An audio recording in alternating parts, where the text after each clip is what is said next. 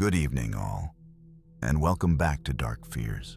Tonight, we are descending into the forgotten corners of Alberta's small towns, where friendly faces and quiet streets hide stories of missing people, strange visitors, and secrets that have festered for generations beneath the snow and dust. These are the kinds of tales that never make the news, whispered only in hushed voices after dark, because admitting they are real would mean accepting that no place is truly safe.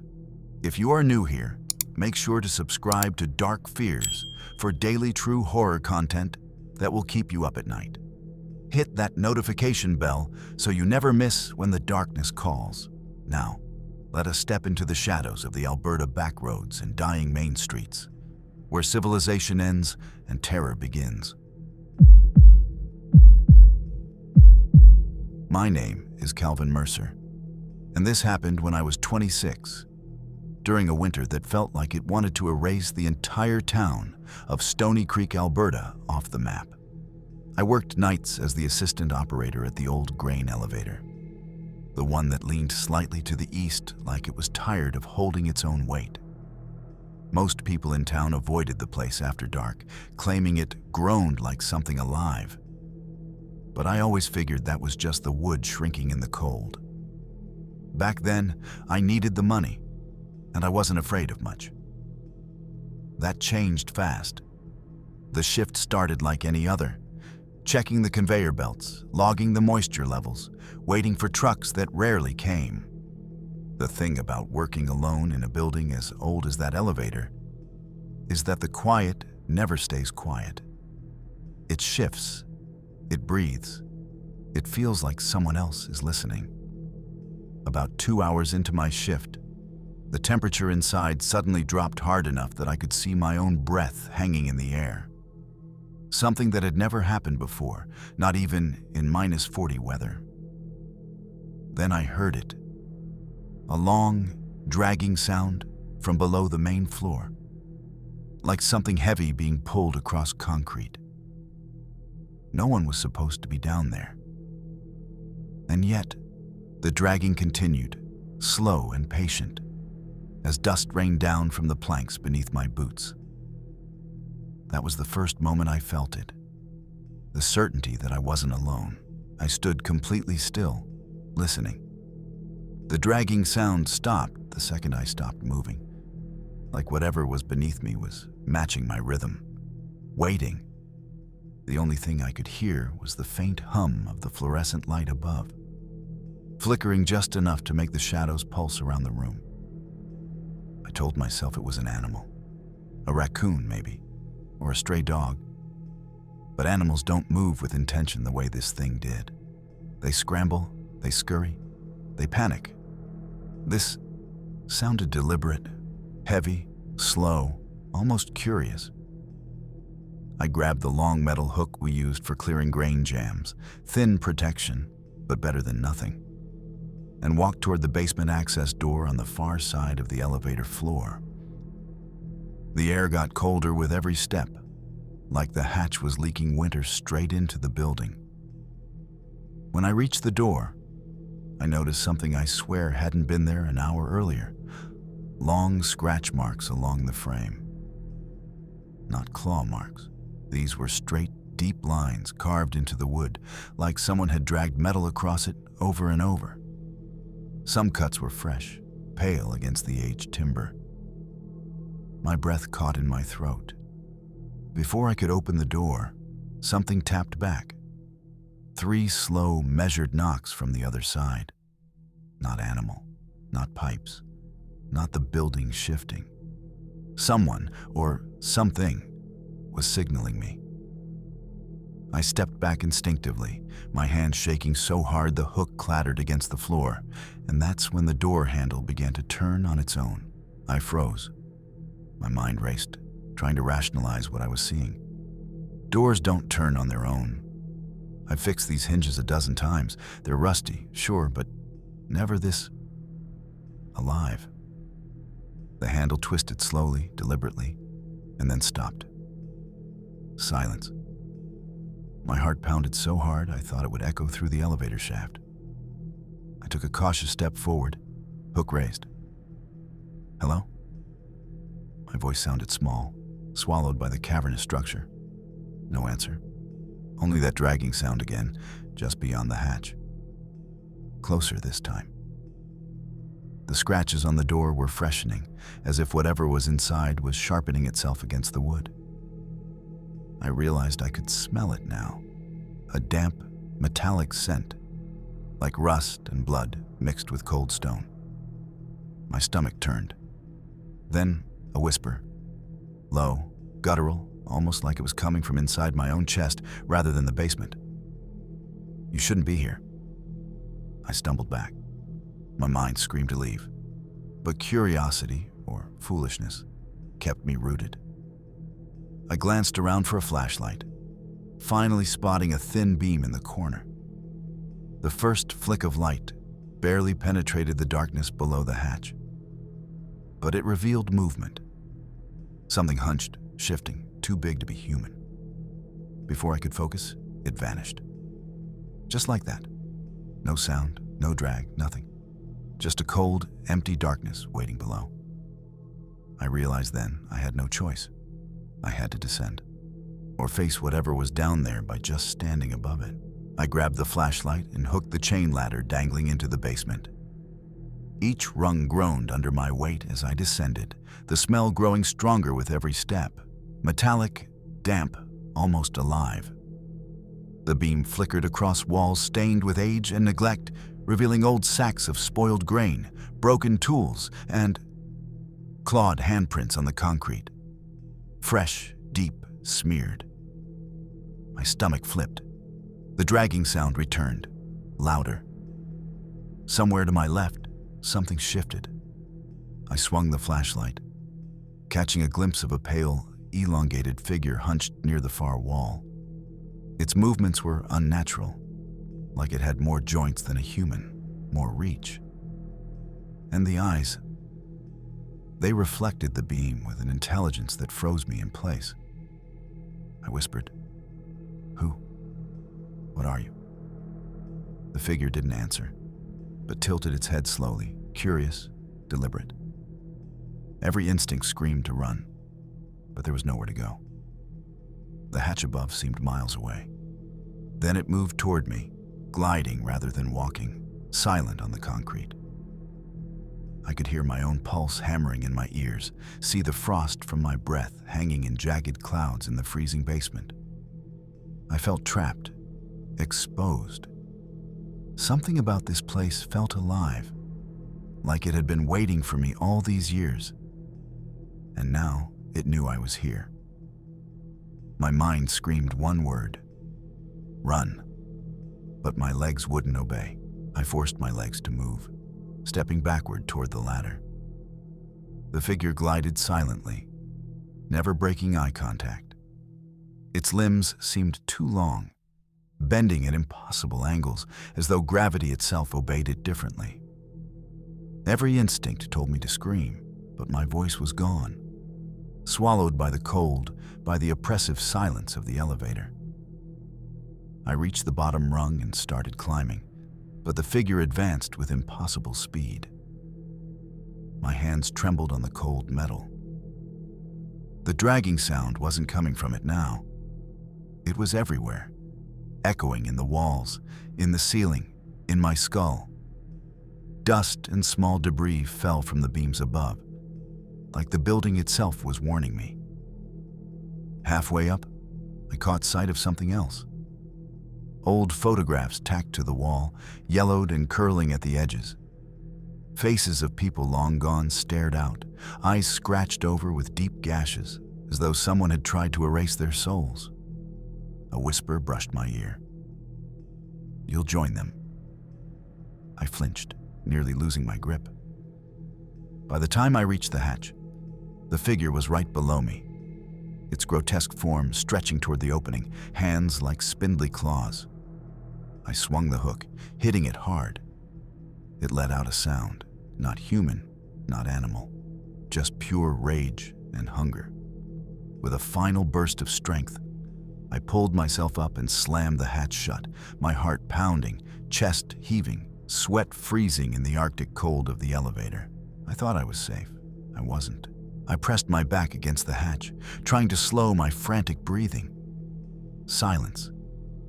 For a moment, it seemed the thing had vanished. I dared to peek over the edge. Empty darkness stared back at me.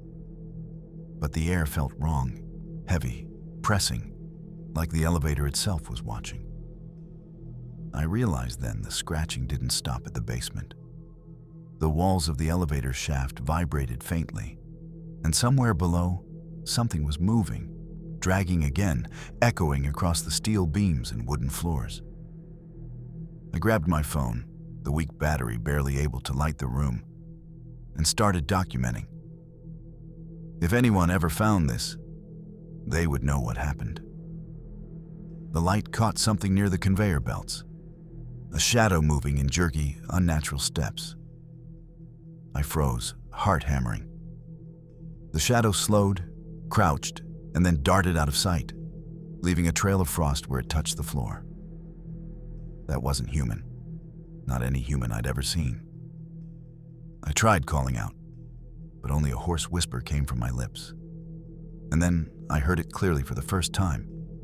A voice, low and ancient, hissing from the floorboards beneath me. "Why are you here? Calvin." Blood ran cold. It knew my name. It knew I had nowhere to run. I understood then. The elevator had been waiting. And it wasn't just alive. It remembered. And it hunted. Panic clawed at my chest. I knew I had to leave, but the only exit was down that ladder, into the basement with whatever had been watching me. My rational mind screamed that running into it would be suicide, but staying put felt even worse. I had no choice. I had to confront it, or at least get some proof to survive. I forced myself to descend, gripping the ladder like my life depended on it, because it did. The basement was darker than ever, the shadows pooling into corners that seemed to move, to breathe. My flashlight flickered over the walls, catching glimpses of claw marks, smears of rust-colored residue, and footprints too long and narrow to belong to any human. Then I saw it again. The figure hunched in the corner, limbs bent like a spider's, eyes reflecting the dim light, with an intelligence that chilled me to the bone. It didn't move, yet I could feel its awareness pressing against me, like a cold weight on my mind. "Leave," I whispered, voice trembling. The thing tilted its head, as if considering my plea. Then it lunged, not fast, but deliberate, with a creeping inevitability. I swung the hook, narrowly missing its wrist, and it hissed, a sound that curdled the blood in my veins. I realized I had underestimated it.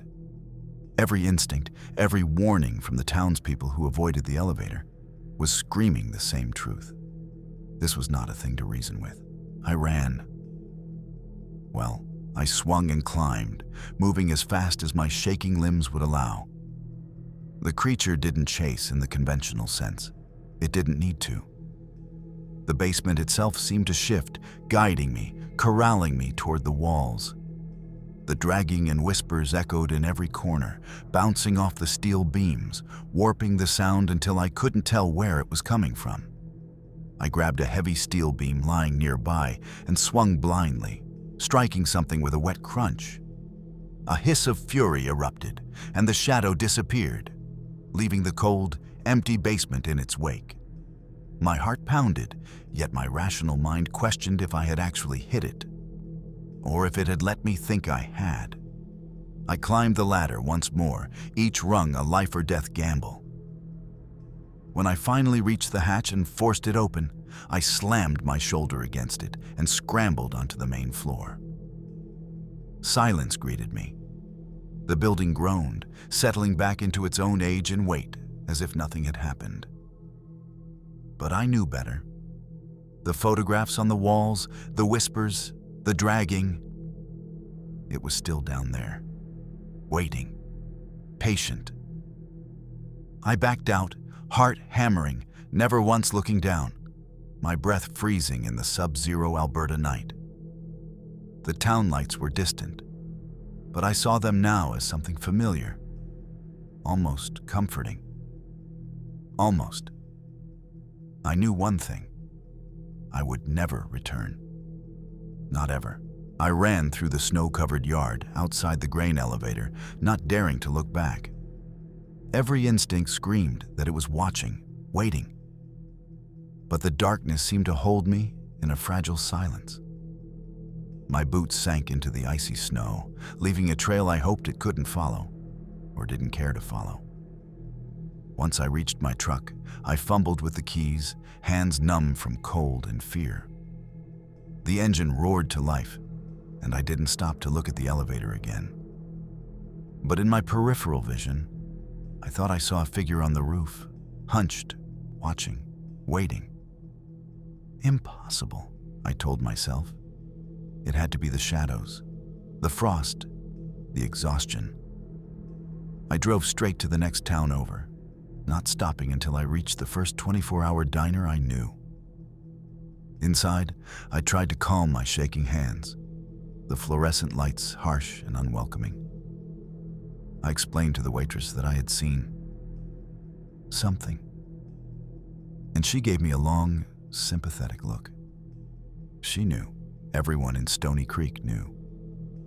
That elevator had been a place of disappearances long before I arrived, stories dismissed as superstition.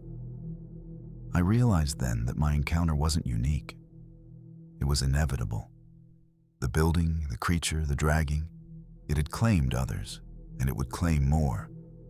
I never returned. I never will.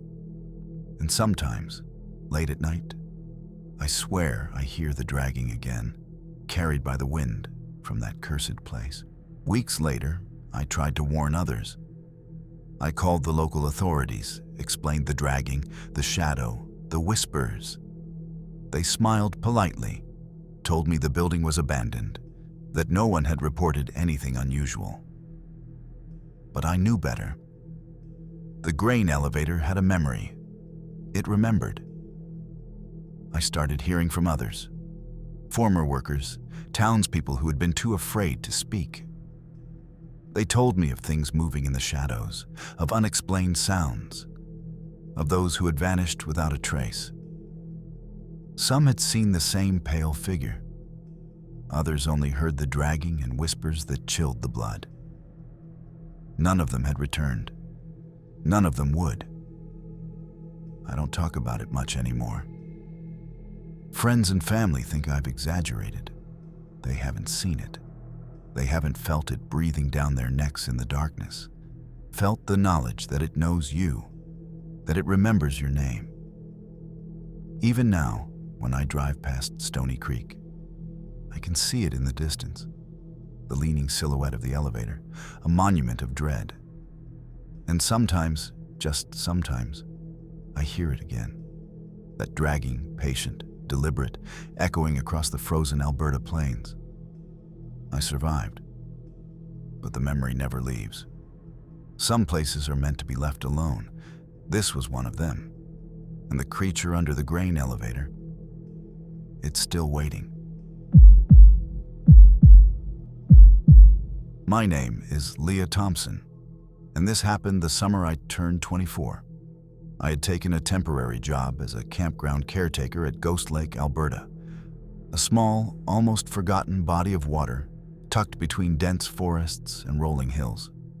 The lake had a reputation. Locals whispered about campers who never returned, tents found empty, belongings scattered. But I laughed it off. I needed the money, and I didn't believe in ghost stories. The first week passed uneventfully, until one evening, I was making my rounds along the far shore. The sun was sinking low, casting long blood-orange shadows over the water. That's when I noticed it. A tent with its flap open, no one inside, and a single pair of wet footprints leading into the tree line. Odd. Nobody was supposed to be there that night. I followed the footprints, flashlight in hand, feeling the weight of the forest close around me. Every snap of a twig, every rustle of leaves made me jump. The trail led to a shallow clearing where the footprints disappeared entirely. My heart pounded. Something about the air felt wrong, too still, too expectant. Then I heard it. A soft whisper carried over the water. My name. Leah.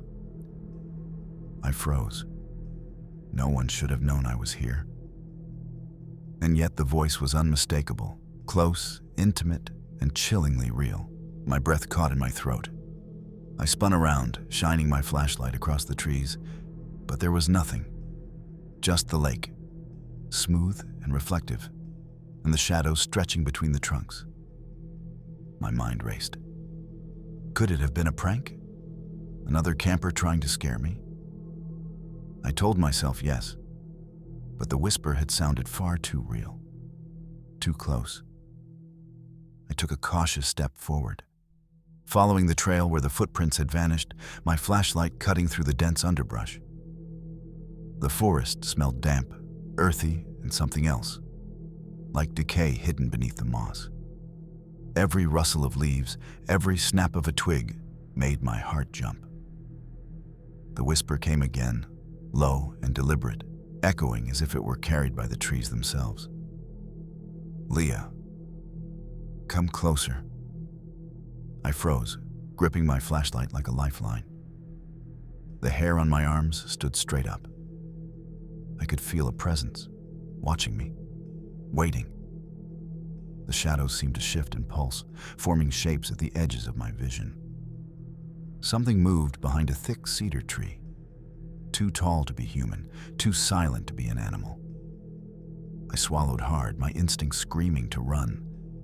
But the curiosity, or the foolish courage of a 24-year-old, kept me rooted. I took one more step forward, and that's when I saw it. A figure, half hidden in the undergrowth, motionless, staring directly at me with eyes that reflected the last light of the setting sun. And in that instant, I realized I was utterly alone and utterly trapped. I froze, my flashlight trembling in my hands. The figure didn't move, didn't blink. It just stared. Its posture was unnervingly rigid, like a mannequin made of shadow and flesh. I wanted to scream, but no sound came. My breath fogged in the cool evening air, and the whisper came again, closer this time. Leah, you shouldn't be here. A shiver ran down my spine. I tried to take a step back, but my foot caught a root and I stumbled. The figure reacted instantly, gliding forward with an unnatural smoothness, silent, deliberate. The forest seemed to shrink around me. Every tree, every rock, every shadow pressed in, making the world feel smaller, like a trap. I forced myself to calm down. "Who are you?" I called out shakily, though my voice cracked. No answer. Just the gentle ripple of the lake and the whispering wind. Yet the presence was undeniable, moving closer, testing me, like it could see every heartbeat, every fear. I realized I wasn't looking at a person.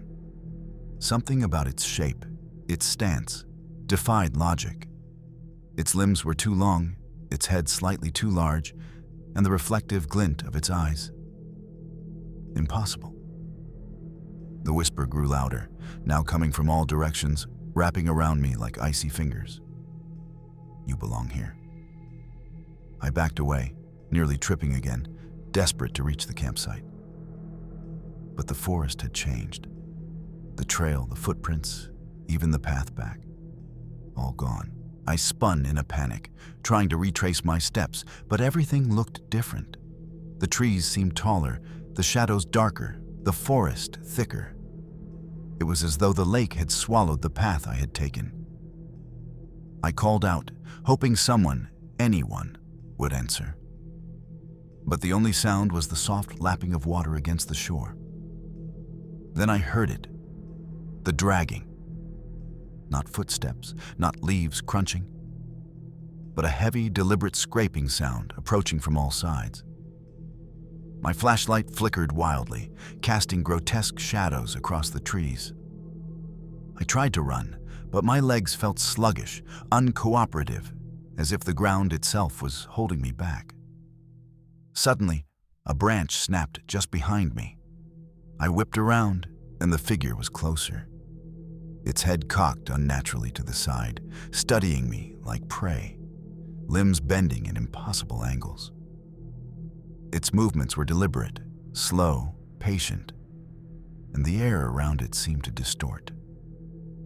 The whispering intensified, now multiple voices overlapping. "Leah, stay, come closer." Panic surged. I turned and sprinted toward what I thought was the campsite, branches whipping my face, roots tripping me.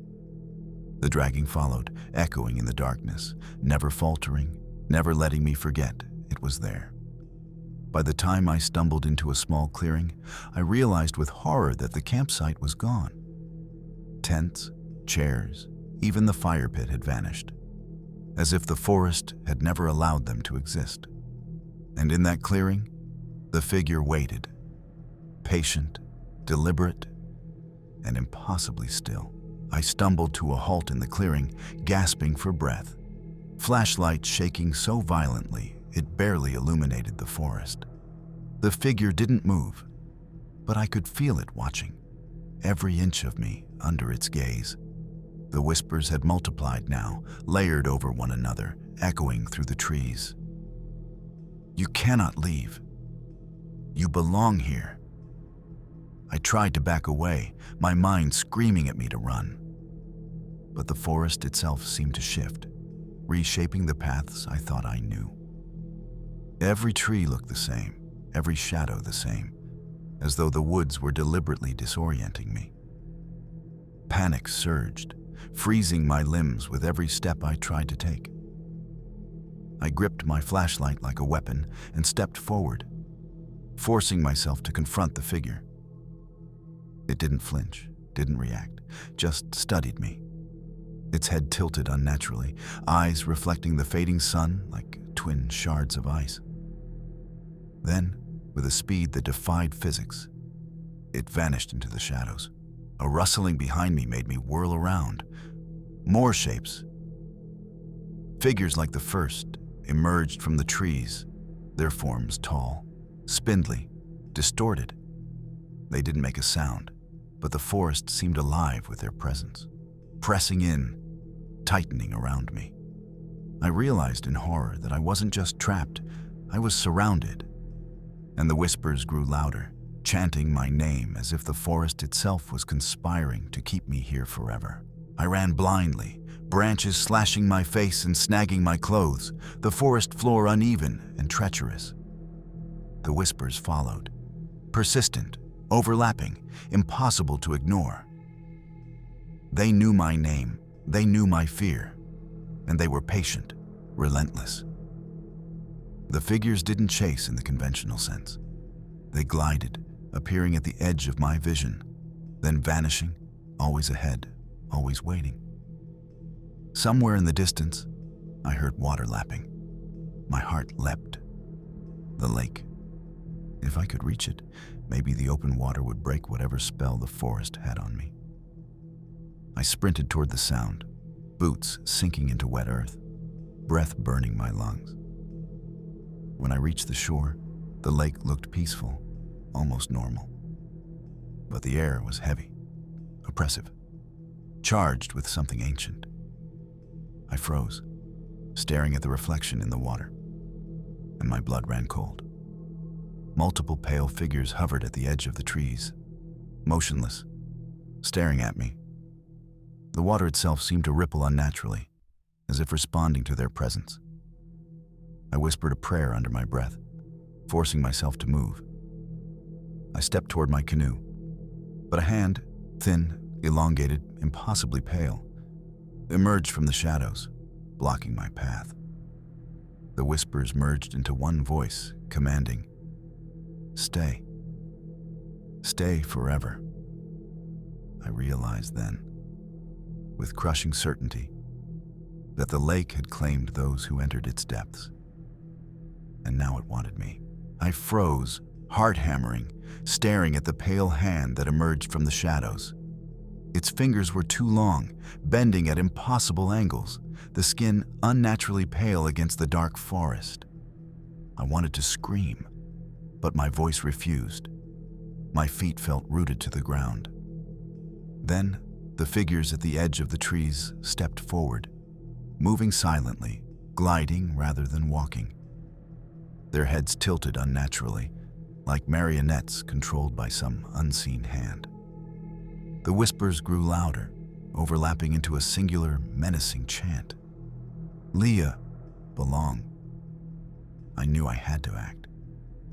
I swung my flashlight, hoping to scare them, or at least buy myself a moment. But the beam barely cut through the mist. The figures recoiled slightly, but the hand in front of me didn't retreat.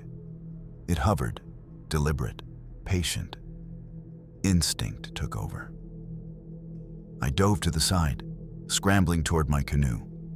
The shadow figures mirrored my movements, gliding faster than my eyes could follow. The whispers surrounded me, pressing against my mind. I reached the canoe, fumbling with the paddle, heart hammering. I shoved off into the dark water, the figures pausing at the shore, waiting. The lake rippled unnaturally, reflecting their pale forms as if the water itself was alive, hungry. I realized, with bone-deep dread, that escaping on the lake wasn't guaranteed. The forest, the figures, the whispers, they were patient. They knew I was here, and they weren't finished. The paddle hit the water with a splash that seemed unnaturally loud in the oppressive silence. The canoe rocked, and I gripped it desperately, trying not to fall in. The figures didn't pursue directly, but the whispers followed, carried across the water, pressing against my mind like ice. I glanced back. The shoreline was empty, or appeared empty, yet I could feel their presence, a weight in the air that pressed down and distorted reality. Every ripple in the water seemed to hide them, every shadow a potential threat. The lake's surface reflected the last of the dying sun, but it wasn't a normal reflection. Shapes twisted beneath the water, pale forms rising and sinking like drowned statues. I paddled harder, each stroke a battle against fear and exhaustion. Then I saw movement directly ahead, something rising from the depths, silhouetted against the far shore. Too tall, too thin, it glided across the surface with impossible speed. The whispers became intelligible, echoing in my skull. Leah, stay with us. Forever. Panic surged. I leaned forward, paddling with everything I had, the water cold and biting, the mist thickening. Trees blurred past on either side, but the figure ahead seemed to guide me, corralling me into the center of the lake. I realized then, the lake didn't want to let me leave, and perhaps it never would. I paddled faster than I ever had, lungs burning, muscles trembling. The lake stretched endlessly ahead, mist thickening around me like a living fog. The pale figure still floated before me, impossibly silent, its elongated limbs bending in ways no human body could. The water beneath it rippled unnaturally, dark shapes shifting just below the surface. The whispers had become screams in my head, overlapping, drowning out everything else. Leah, stay, belong. I swung the paddle desperately, splashing water at the figure. For a moment, it recoiled, and I dared to hope.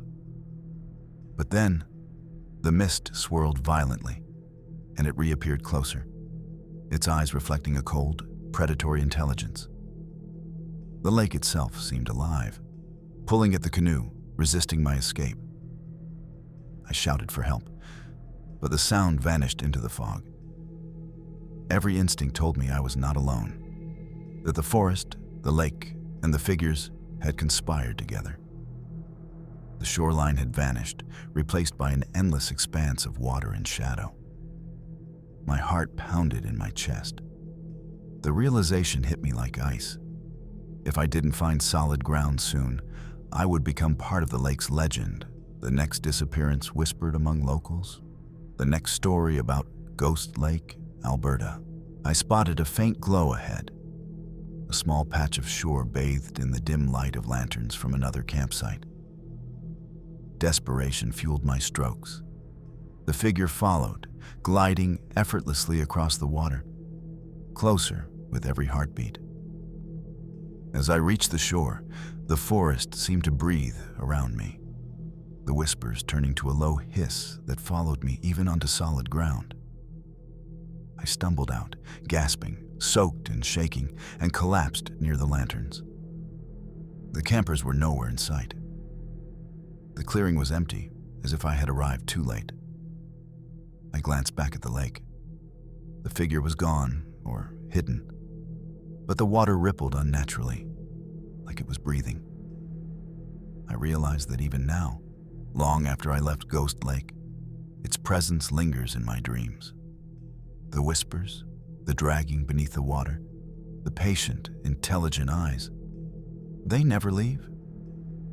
Some things wait for you in the dark, and the lake waits forever. I survived that night, but every time I pass through Alberta, the memory of Ghost Lake follows. I will never return. And sometimes, late at night, when the wind carries the sound of water, I hear it again. My name, whispered from the mist, calling me back, to disappear. My name is Ethan Marshall, and this happened the winter I was 27. I had rented a secluded cabin in the remote Red Pine Forest, Alberta, hoping to spend a few weeks alone, writing and escaping the chaos of city life. The locals warned me about the cabin. Odd noises, doors slamming on their own, lights flickering. But I laughed it off. Solitude was exactly what I needed. The first night was quiet, almost unnervingly so.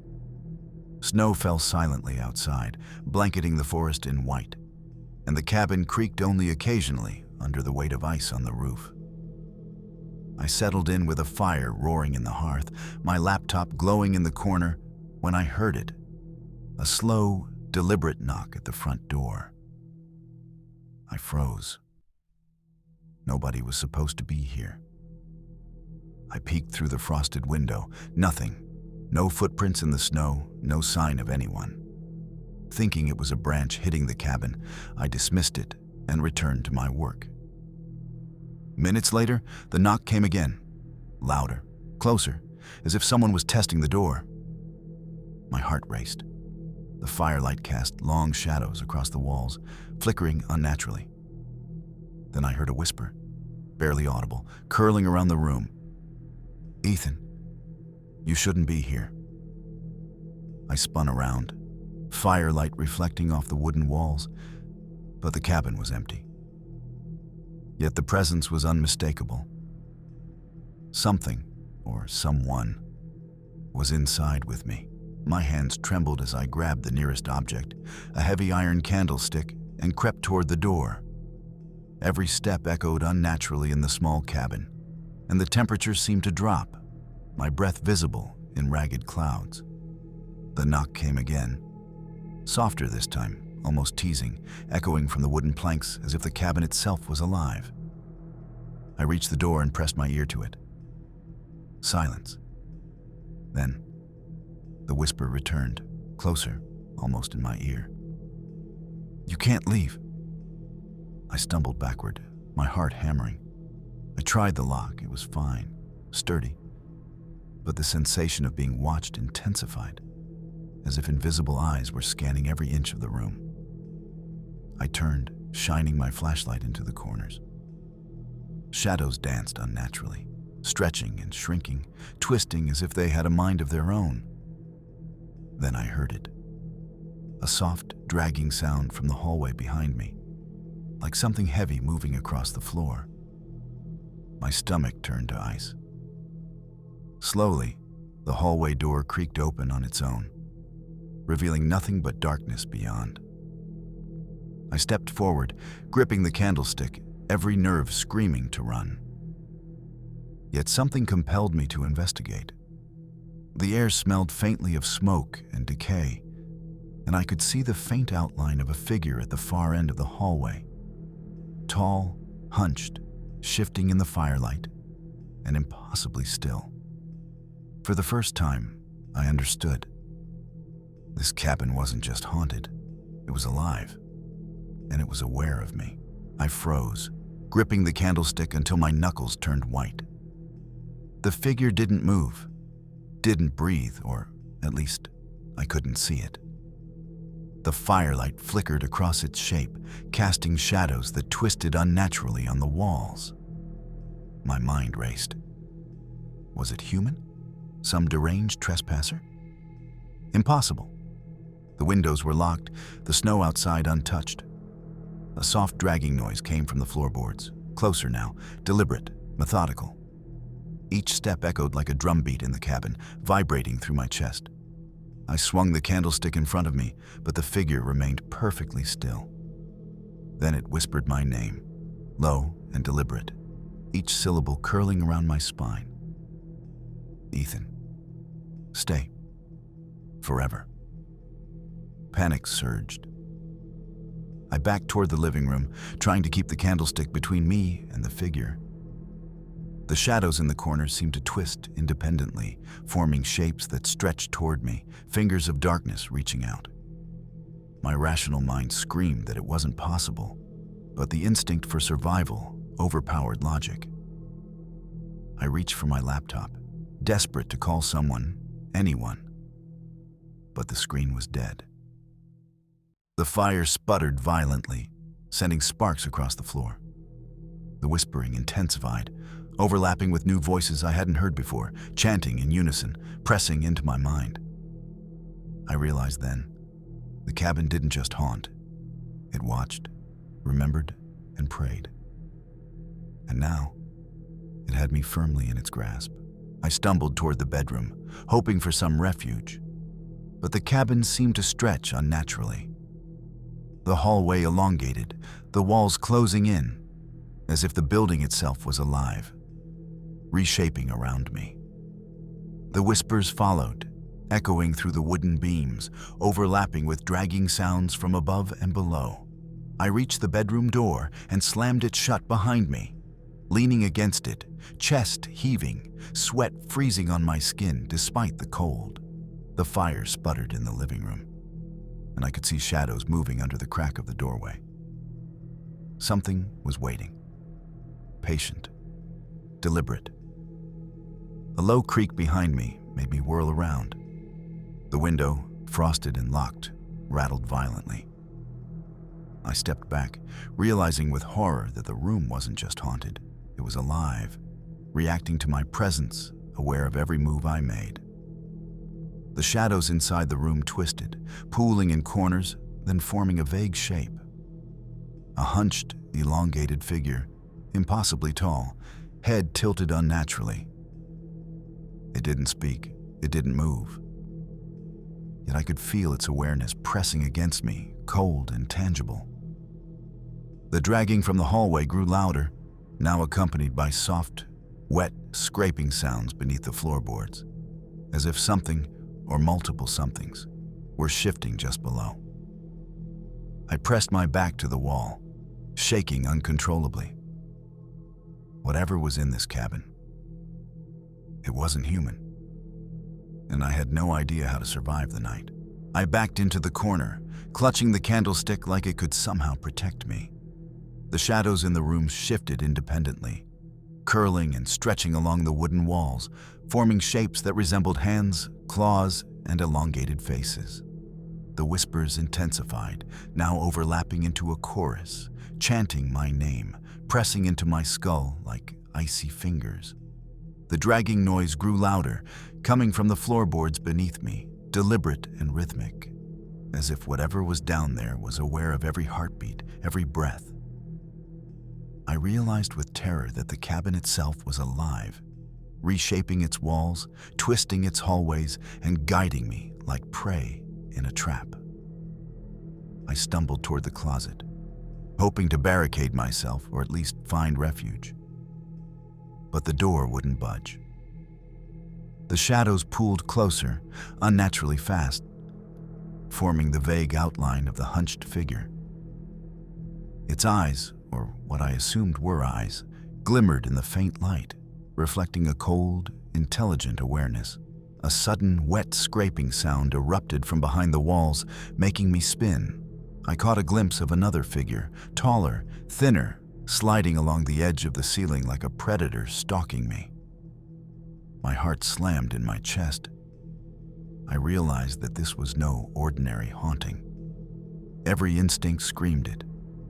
The cabin had no intention of letting me leave alive. I was trapped inside a living nightmare, and the night had only just begun. I stumbled to the fireplace, desperate to stay near the warmth.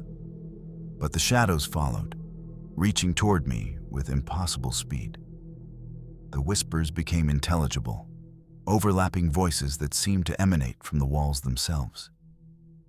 Ethan, stay forever. I swung the candlestick wildly, and the shadows recoiled slightly, but only for a moment. The figures reformed instantly, taller, more menacing, pressing against the edges of the room like a tide of darkness. My breath came in ragged gasps, each exhale frosting in the frigid air. Suddenly, the bedroom door slammed open with a deafening bang, rattling the walls. The hunched figure stood in the doorway, impossibly tall, its limbs bending in unnatural angles, head tilted unnervingly. I tried to run, but the floor beneath me groaned, shifting subtly, tripping me as if the cabin itself was conspiring against me. I scrambled to my feet and bolted toward the window, hoping to escape into the snow-covered forest. But as I reached the sill, I realized the landscape outside had changed. The forest stretched endlessly, trees bending and twisting unnaturally. No path, no snow, just darkness and impossible shadows. The dragging intensified behind me, echoing through the walls, the ceiling, the floor. And in the dim firelight, I saw them all. Multiple elongated figures, hunched, patient, and intelligent, moving in ways no human could. I understood then, with cold certainty, that escaping the cabin might be impossible. And yet, I had no choice but to try. I leapt toward the window, wrenching it open, only to find that the forest outside was unrecognizable.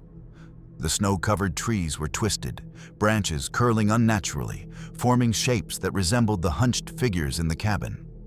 A cold wind rushed in, carrying whispers that wrapped around my mind. Ethan, stay forever. I froze. Every instinct screamed to run. Yet the landscape beyond the window seemed to stretch endlessly, a frozen labyrinth designed to trap me. I glanced back at the room.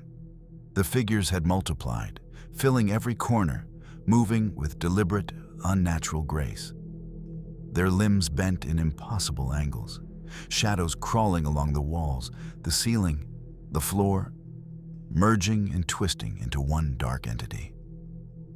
I swung the candlestick again, desperate, and it made contact with a shadow, which recoiled, distorting in pain.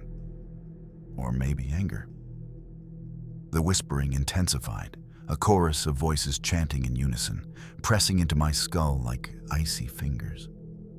I realized then that the cabin was alive, sentient, and aware of my every thought. It wanted more than to scare me. It wanted to consume me, to make me a permanent part of its dark, twisting reality. With trembling hands, I backed away from the window, knowing there was no normal escape. Every exit led to more shadows, more whispers, more impossible shapes that awaited patiently. I stumbled backward, nearly tripping over the warped floorboards. The dragging sounds echoing beneath my feet, methodical and deliberate. The whispers were deafening now, overlapping into a cacophony that threatened to drive me insane. Each elongated figure shifted subtly, circling, Patient, deliberate, intelligent. Hunters and predators, not just shadows. I tried to scream, but the sound caught in my throat. My vision blurred as fear gripped me, the room twisting unnaturally around me. The candlestick was useless against them. They weren't human, weren't corporeal in any way that logic could comprehend. Desperate, I ran toward the bedroom door, hoping to find another exit or barricade myself. But the walls themselves seemed to stretch and bend, closing in, forcing me into the center of the room where the figures converged. Their heads tilted unnaturally, eyes glinting in the flickering firelight, studying me, analyzing me. The dragging intensified, now from the ceiling, the floor, everywhere at once. The whispers coalesced into one singular command. Stay. Ethan, forever. Panic surged through me, but a flicker of determination rose as well. I had to survive. Somehow, I had to escape this living nightmare. My heart pounded, adrenaline surging as I searched for any flaw, any gap in the darkness, any chance to flee this sentient horror that had claimed Red Pine Cabin as its hunting ground. I backed into the center of the room, heart hammering, breath ragged, the shadows pressing in on every side. The figures weren't moving quickly. They didn't need to. Their patience was far more terrifying than speed. They glided, stretched, twisted into shapes that defied human anatomy, their elongated limbs probing the air as if tasting my fear. The whispers became screams inside my mind, repeating my name, overlapping into one chilling command. Ethan, stay forever. I realized with horror that the cabin itself had merged with the figures. The walls, the ceiling, the floor, they were extensions of them, stretching and bending in impossible ways to trap me. The dragging grew louder, now accompanied by wet, slithering sounds as if something unseen beneath the floor was moving, waiting to claim me. Desperation surged. I swung the candlestick wildly, smashing the nearest shadow figure. It dissipated with a hiss, only to reappear elsewhere instantly. I had no choice. I had to run. I bolted toward the window, throwing it open. The forest outside was no longer recognizable, twisted, endless, bathed in an unnatural dim light. Snow fell silently, but the path to freedom was hidden, warped beyond comprehension. The figures emerged from the shadows, surrounding me. I felt their awareness pressing into my mind, calculating, patient. Escape seemed impossible, yet instinct screamed that I had to try. Because otherwise, the cabin would claim me as it had claimed so many others before. I leapt through the window into the snow, crashing to the ground, cold searing through me. The forest stretched endlessly, trees bending and twisting, snow falling silently. Behind me, I heard the cabin groan, shift, as if it were alive and angry. I ran blindly, boots sinking into the snow, panic fueling every step. The whispers followed, carried on the icy wind, echoing through my mind. Ethan, stay, forever. The figures emerged from the trees, tall, hunched, impossibly elongated, moving with unnatural grace. Their eyes glimmered faintly in the dim light, tracking my every move.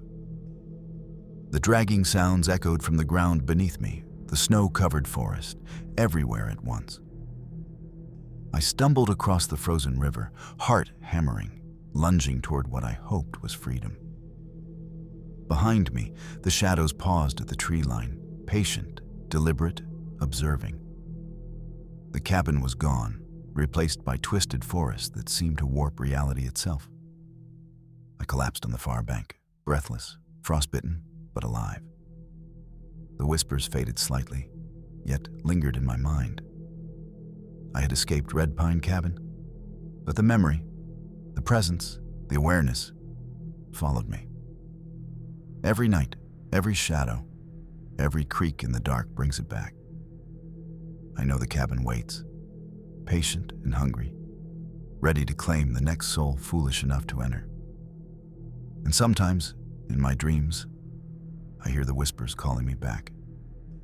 Forever.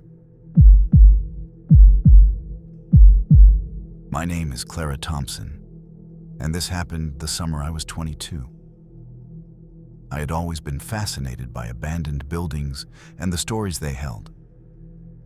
So when I heard about the old Red Willow Schoolhouse in rural Alberta, I couldn't resist. The school had been closed for decades, shuttered and forgotten, rumored to be haunted by children who had vanished without a trace. The first time I approached it, the air felt unnaturally still, as if the world itself was holding its breath. The wooden boards of the exterior were weathered, cracked, and warped by years of snow and rain. Windows were shattered or boarded up, and weeds and vines crawled up the walls like grasping hands. I stepped inside, flashlight in hand, and was immediately struck by the smell. Damp, moldy, and faintly metallic, like old blood. The floorboards creaked under my weight, echoing unnaturally in the empty halls. Every corner seemed darker than it should have been, shadows pooling like ink. Then I heard it. The faintest giggle. Childlike, high-pitched, almost playful. My heart leapt, and I froze. The giggle echoed again, this time from the second floor. I wasn't supposed to be here. Yet, curiosity compelled me forward. I took a hesitant step up the stairs, each creak resonating like a warning, and felt the unmistakable sensation of eyes watching me. Dozens of them, unseen yet present. I climbed the stairs cautiously, the wooden steps groaning under my weight. The flashlight's beam barely cut through the thick shadows, illuminating peeling wallpaper, overturned desks, and abandoned books scattered across the floor. Each step seemed to echo far longer than it should, like the building itself was amplifying my presence. Then I heard it again, a faint shuffle from the hallway ahead. I froze. My heart pounded, every instinct screaming to turn back. But something compelled me forward. I moved slowly, flashlight trembling in my hand, the beam landing on a row of small chairs, tipped over as if children had fled in a hurry. A whisper followed, barely audible, curling around the room. "Clara, come play with us." I spun around, shining the light toward the source. But the hallway was empty. The air grew colder, my breath visible in ragged clouds, and the shadows seemed to stretch unnaturally along the walls. Something unseen shifted just beyond the edges of the light, moving closer, deliberate, patient. I stepped toward a doorway, and my flashlight flickered violently. The walls warped in the corner of my vision, bending unnaturally as if the building itself was alive. The whispering grew louder, overlapping with soft, giggling voices that sounded like dozens of children, all chanting in unison.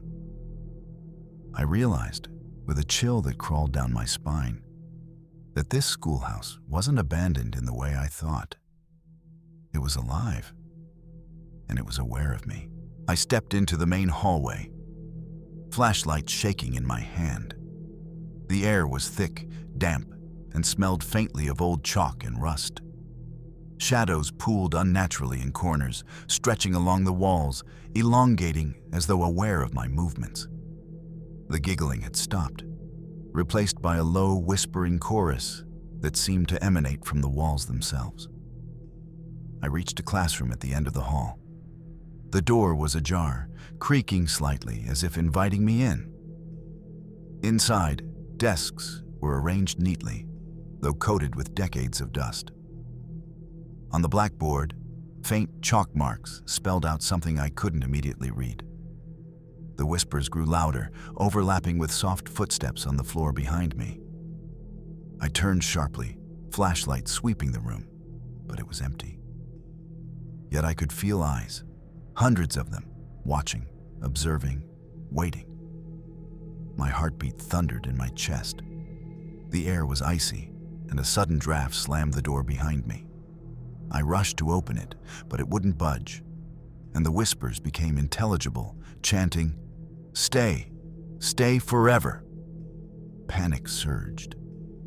I was trapped, and the schoolhouse seemed to stretch unnaturally, hallways bending, doors appearing where there had been none. Each step I took brought me closer to a presence I could not see, but could feel pressing in from all directions. I realized then that the school wasn't just haunted, it was alive, and it had me exactly where it wanted. I backed away from the classroom door, trying to calm my racing heart.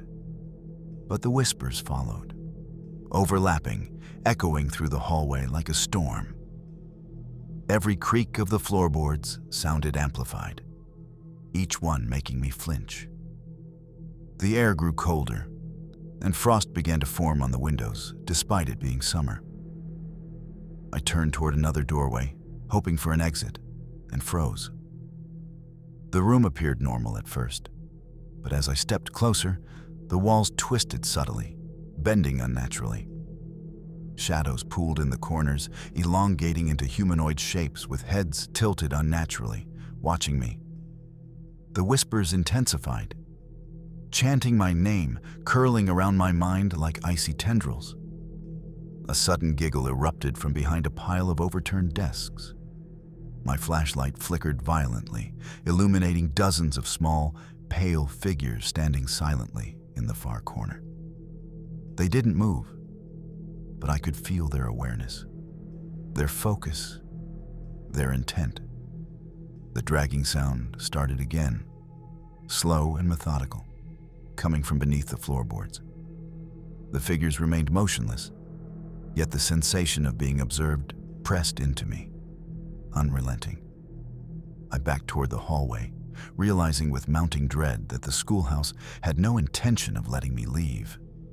Every instinct screamed that the building itself was alive, sentient, and aware of me, and I was already part of its game. I stumbled down the hallway, heart hammering, gripping my flashlight like a lifeline. The shadows stretched along the walls, twisting and curling unnaturally, as though the building itself was alive. Faint, childlike giggles echoed behind me, overlapping with soft whispers chanting my name.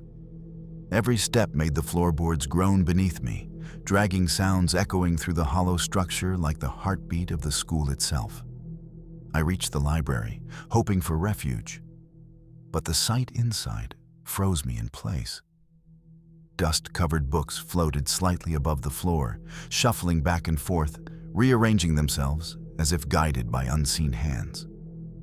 A dark figure crouched in the corner, impossibly thin and elongated, head tilted unnaturally, watching me with glowing, pale eyes. I tried to scream, but the sound caught in my throat. My vision blurred as more figures emerged from the shadows, small children with pale, hollow eyes. Yet their faces were twisted unnaturally, almost skeletal. The whispers became louder, overlapping into one voice. "Clara, stay forever." Panic surged. The library seemed to stretch endlessly, bookshelves bending and curving, blocking any potential exit. The figures advanced slowly, deliberately, their presence pressing into me, chilling my bones. I realized with a cold, sinking certainty that I was trapped. This schoolhouse didn't just haunt, it hunted, and I had become its prey. I backed into the far corner of the library, chest heaving, eyes darting for any possible escape. The figures closed in, slow but deliberate, their movements unnaturally fluid. Shadows stretched along the walls and ceiling, crawling like living ink toward me. The whispers had become a deafening chorus, pressing against my mind, repeating my name in endless loops. "Clara, stay, forever." Desperation took over. I swung my flashlight, hitting the nearest shadowy figure. It recoiled briefly, distorting in pain, or perhaps rage, but reformed instantly, its pale eyes fixed on me. The other figures paused momentarily, then resumed their methodical advance. I noticed the ceiling above me shifting subtly, bending downward as though trying to trap me completely. The air was icy, every breath stinging my lungs, and the faint metallic smell of decay was overpowering. I realized with mounting horror that the schoolhouse wasn't just haunted, it was sentient. Every creak, every shadow, every whisper was orchestrated to manipulate, confuse, and terrify me. A sudden giggle erupted from directly behind me. I spun, flashlight illuminating dozens of pale, twisted children figures standing motionless, their hollow eyes reflecting the flickering light. The dragging from beneath the floorboards grew louder, more deliberate, like something unseen moving closer with every heartbeat. I knew then that the schoolhouse had me completely within its grasp. I was alone, trapped, and running out of options. I stumbled toward the nearest doorway, desperately searching for an exit, but the hallways had shifted. Doors led to rooms that hadn't existed before, hallways bent impossibly, and shadows pooled unnaturally in every corner. The whispering voices were deafening, pressing into my mind like icy claws, chanting my name over and over. Clara, stay, forever. A dragging sound began again, rhythmic and deliberate, echoing from beneath the floorboards. My heart raced, pounding in my chest like a drum. I realized the schoolhouse itself was alive, aware of my every movement, its walls stretching and twisting to trap me. The ghostly children emerged from the shadows in larger numbers, pale faces twisted, hollow eyes fixed on me. They didn't move fast. They didn't need to. Their presence alone pressed fear deep into my bones. One of the elongated shadow figures crouched low, limbs bending at impossible angles, head tilted unnaturally as it studied me. I knew I couldn't stay. Every instinct screamed to run, but the schoolhouse had swallowed the layout I knew, twisting reality into an unending labyrinth of shadow and whispers. I felt the walls pulsate, alive, guiding me toward the center, toward them. I gripped my flashlight tighter, knowing I had to survive, that my life depended on finding a flaw, a crack in this living nightmare.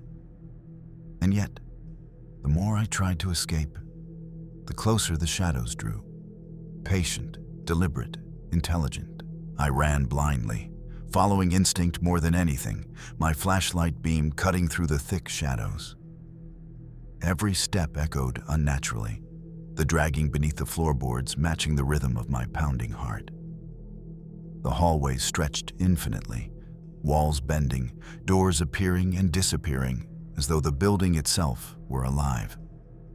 The whispering intensified, now overlapping with childlike giggles that twisted unnervingly into snarls. Figures emerged from every corner, elongated and unnatural, limbs bending at impossible angles, eyes glowing faintly in the flickering light. My panic rose with every heartbeat.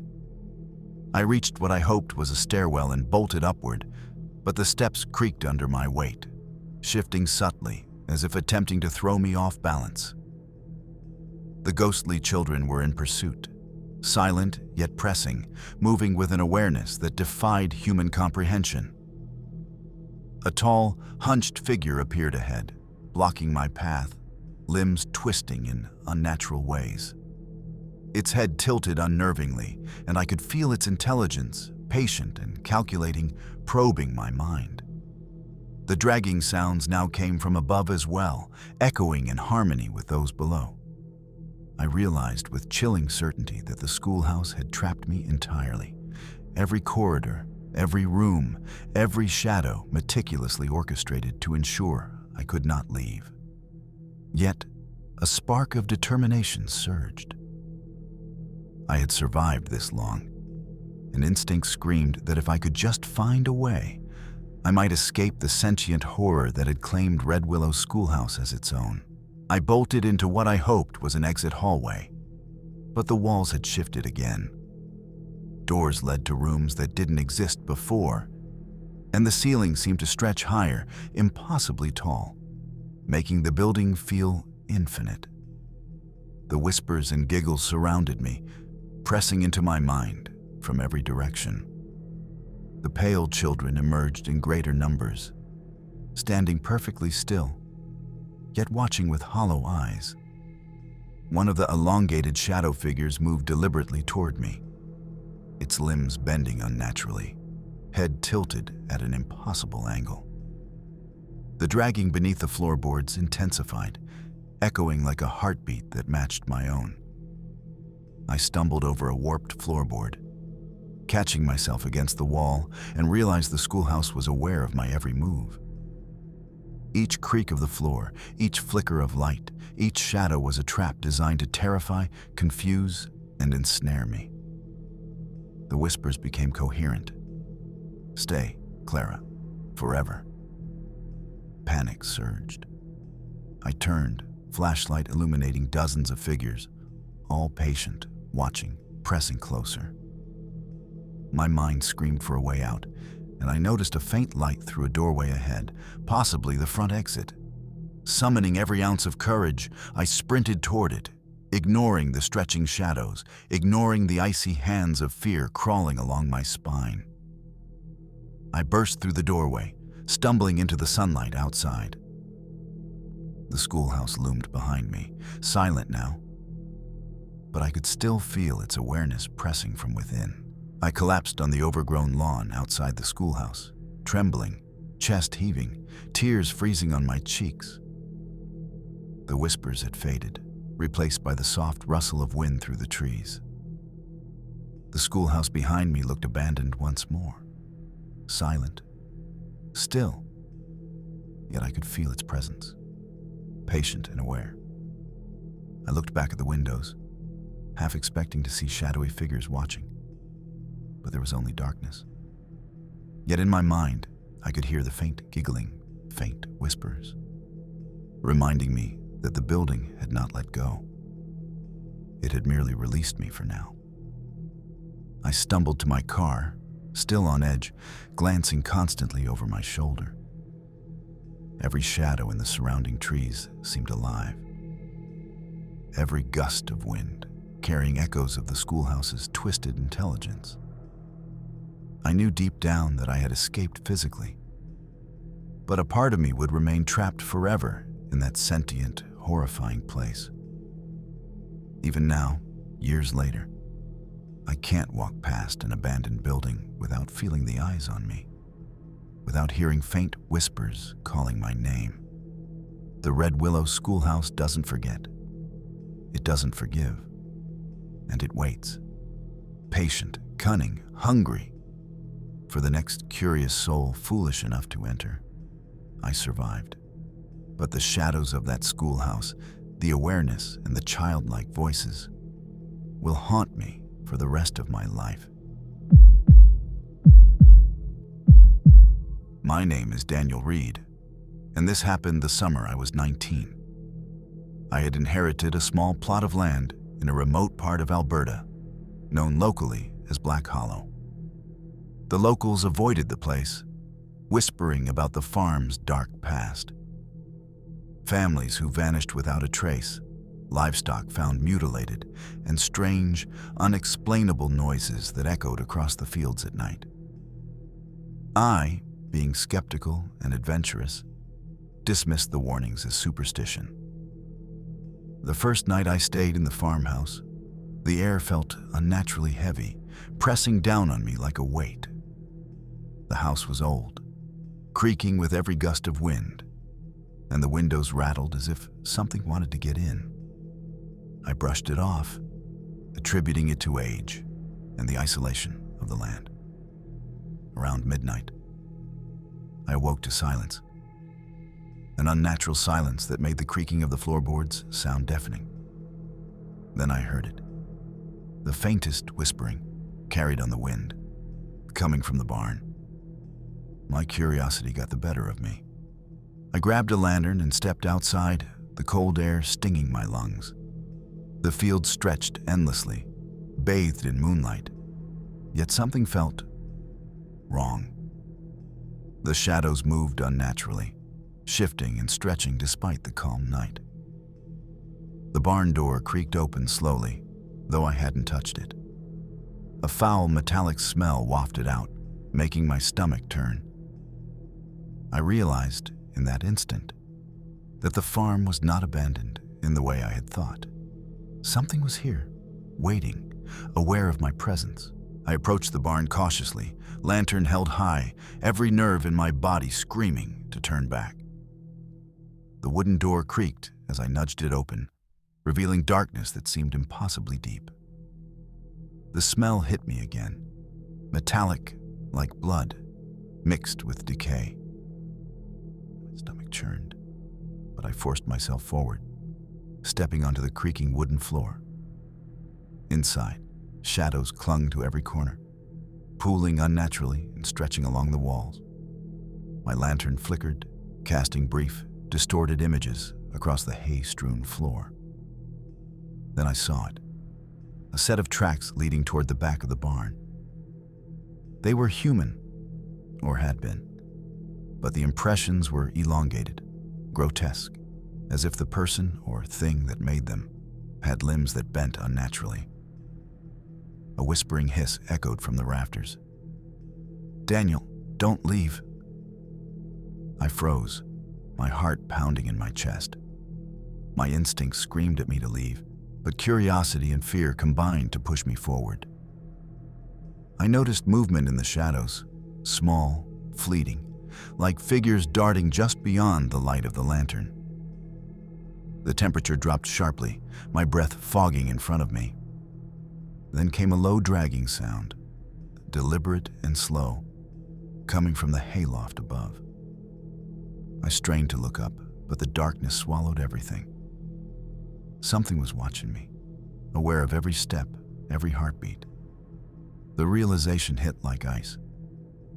I was not alone, and whatever was here, it was waiting. I stepped further into the barn, the lantern shaking in my hand. The shadows moved with a life of their own, elongating and curling along the walls, following me silently. The dragging sound from above grew louder, punctuated by faint whispering that made my skin crawl. Then I saw it. A figure crouched in the far corner, partially obscured by the shadows. Its limbs were unnaturally long, bent at impossible angles, and its head tilted in a way that no human should be able to. Its pale eyes reflected the lantern's light, unblinking, watching, calculating. A metallic clatter echoed from the far end of the barn. My heart leapt, and I swung the lantern toward the sound. Nothing moved, yet the figure in the corner seemed to shift subtly, gliding closer without making a sound. I realized the dragging noise wasn't just from above. It was coming from beneath the floorboards as well. Panic surged, but curiosity kept me rooted. I forced myself to move toward the figure, each step making the barn feel smaller, more oppressive. Whispers overlapped, repeating my name. "Daniel, stay. Don't leave." Suddenly, the figure darted toward me with unnatural speed, only to vanish into the shadows. My lantern flickered violently, and the room plunged into near-complete darkness. I could feel the presence of something all around me, patient and deliberate, as if the barn itself were alive. I stumbled backward, knocking over a stack of crates, the clatter echoing like thunder. The figure had disappeared, yet I could feel it watching, its presence pressing into me from every shadow. The dragging noise intensified, and now echoing from every corner of the barn simultaneously, as though unseen feet moved beneath and around me. I tried to run toward the doorway, but the barn seemed to stretch unnaturally, the walls bending, the shadows thickening. My lantern flickered again, revealing glimpses of figures in the corners, pale, elongated shapes, crouched and unmoving, yet somehow aware. Whispers overlapped with faint, distorted giggles, echoing through the rafters, through the floorboards, into my mind. "Daniel, don't leave. Stay." I spotted a hayloft ladder and, desperate, climbed quickly, hoping to find a vantage point or escape route. The ladder groaned under my weight, each creak a deafening alarm. Shadows from below swirled upward, writhing as though reaching for me. My breath came in ragged gasps, and the cold, metallic smell of decay filled the air. At the top of the hayloft, I paused, scanning the barn below. The shadows shifted collectively, as if aware of my every thought. I realized with chilling certainty that the farm wasn't just haunted. It was alive, sentient, and aware of my presence. I was trapped, alone, and the silent farm of Black Hollow had me exactly where it wanted. I crouched in the hayloft, trying to steady my breathing. The shadows below shifted unnaturally, crawling along the barn floor, pooling in corners, and stretching toward me. The whispering voices were deafening now, overlapping into a chorus of my name. Daniel, stay. Stay forever. I shined the lantern down, catching glimpses of pale, elongated figures emerging from the darkness, their limbs bending in impossible ways. The dragging sounds intensified, echoing from beneath the floorboards and behind the walls as if the entire barn were moving and alive, coordinating to trap me. Suddenly, a faint movement in the shadows caught my eye. A figure darting quickly across the floor, then disappearing into the darkness.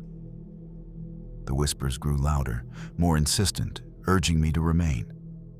The barn felt infinite, each corner leading to another impossible hallway, another lurking figure. I realized the barn was no ordinary structure. It was sentient, aware of every step I took, every sound I made, every thought I had. It wanted me to feel fear, to be manipulated by it, and I was powerless to resist. I scanned the hayloft for anything I could use to escape. My lantern flickered again, casting warped, twisted shadows across the walls. The figures below paused briefly, their pale eyes reflecting the light, observing, calculating. I knew they were waiting for me to make a move, patient and deliberate. I had no choice. I had to act, or be consumed by the sentient darkness of Black Hollow. Summoning every ounce of courage, I climbed down the hayloft ladder, careful not to make a sound. The shadows seemed to anticipate my movements, stretching toward me, crawling along the walls and ceiling, pressing in with an almost tangible awareness. The whispering chorus filled my mind, repeating my name, curling around every thought. Daniel, don't leave. Stay. I reached the barn floor and sprinted toward the exit, ignoring the uneven boards beneath my feet. The dragging noise followed, deliberate and relentless, echoing in perfect synchronization with my heartbeat.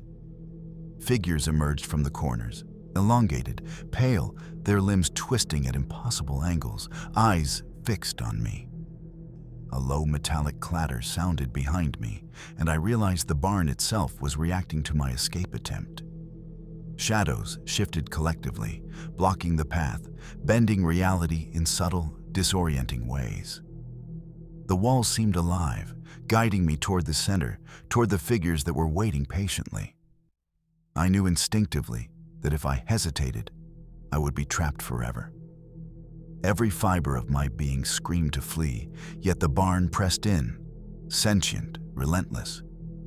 I leapt over a fallen crate, the lantern light flickering violently, casting grotesque shadows across the walls. I was running not just for my life, but to escape the awareness, the intelligence, the hunger of the silent farm of Black Hollow. It would not forgive me for intruding. I barreled through the barn, my lungs burning and heart hammering. The shadows stretched unnaturally along the walls, thickening with every step, bending in ways that defied physics. The elongated figures below moved deliberately, silent yet menacing, their hollow eyes fixed on me. The dragging sound beneath the floorboards was relentless, echoing like the heartbeat of the barn itself. I grabbed a pitchfork leaning against a wall, swinging it instinctively at a figure that appeared too close, only to have it dissolve into the shadows without resistance. My lantern flickered, and I glimpsed dozens of pale figures emerging from every corner, their limbs contorted, watching patiently. The whispers overlapped with faint, childlike giggles that twisted into snarls, echoing in my skull. The barn seemed to shift around me, walls bending, doorways appearing and disappearing, as if the building itself were alive and aware of every move. I realized that no simple path to escape existed. Every route I took only led deeper into the sentient horror. I sprinted toward the loft, hoping to find another exit or vantage point. Each step made the floorboards groan ominously, and the shadows seemed to ripple with malicious intent. The barn's awareness pressed against me from all sides, patient and deliberate, like a predator testing its prey. There was no room for hesitation. Every second I lingered increased the danger. The silent farm of Black Hollow had me in its grasp, and it would not release me easily. I scrambled up the hayloft ladder, desperate to gain a vantage point. The shadows below seemed to stretch upward, reaching for me as if aware of my every move. The figures were patient, deliberate, their pale, elongated limbs moving with a fluidity that defied human logic. The whispering chorus intensified, curling around my mind like icy tendrils. Daniel, don't leave. Stay forever. At the top, I paused, scanning the barn. The floor below seemed to pulse, alive, shadows writhing across the boards like liquid darkness.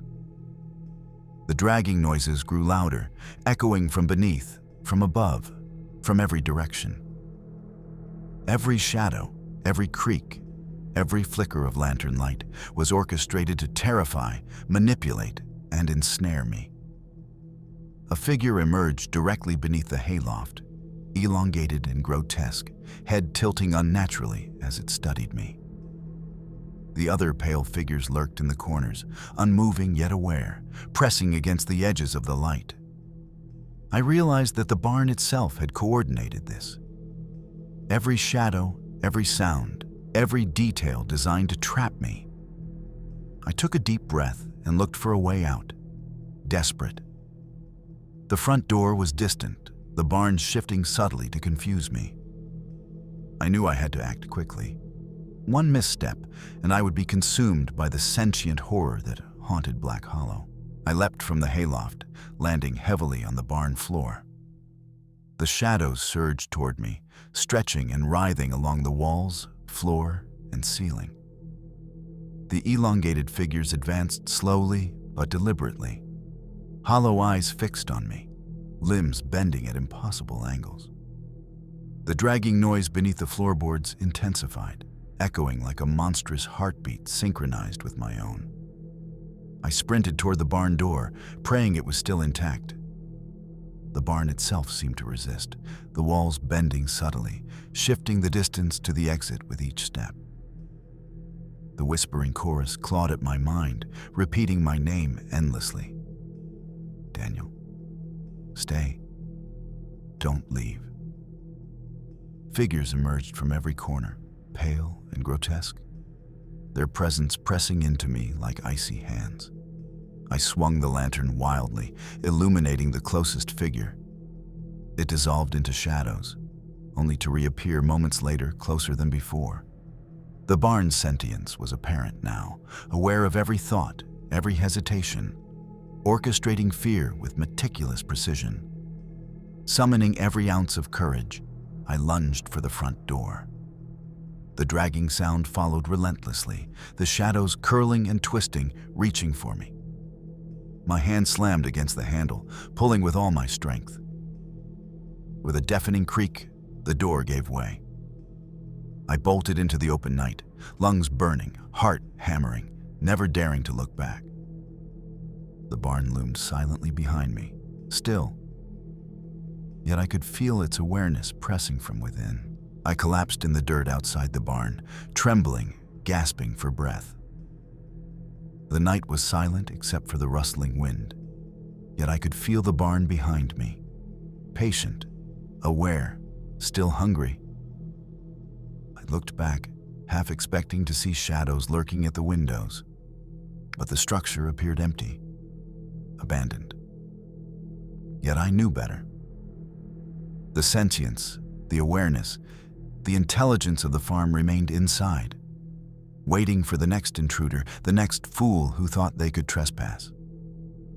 Every creak, every shadow, every whisper had been intentional, orchestrated to terrify, to ensnare, to test the limits of my courage.